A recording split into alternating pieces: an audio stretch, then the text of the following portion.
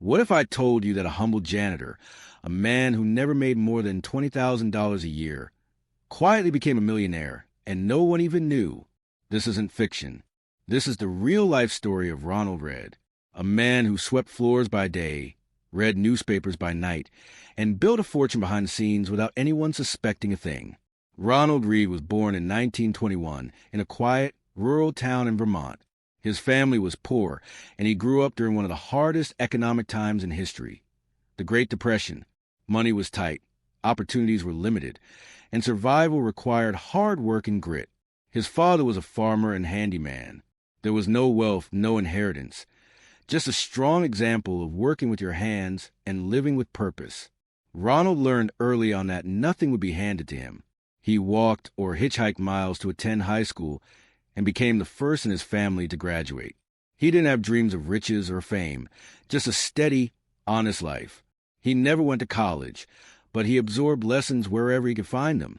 After high school, Ronald joined the U.S. Army and served in World War II. He was part of a military police unit station in North Africa and Italy. He didn't seek glory.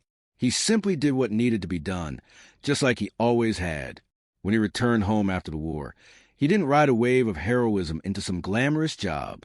Instead, he went back to his quiet town and took a job at a local gas station, working long hours for modest pay. He later became a janitor at a department store. For years, he swept floors, emptied trash bins, and mopped up after people. There were no promotions, no applause. But Ronald didn't complain. He took pride in his work. He was dependable, humble, and kind. But what no one knew was that behind this quiet, unassuming man was a mind focused on something much bigger. Ronald was building wealth.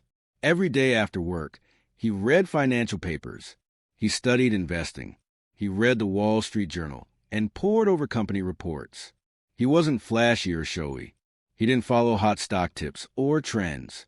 Instead, he bought solid, dividend-paying stocks in companies like Procter & Gamble, Johnson & Johnson, and J.P. Morgan Chase. He didn't chase get-rich-quick schemes. He bought, and he held.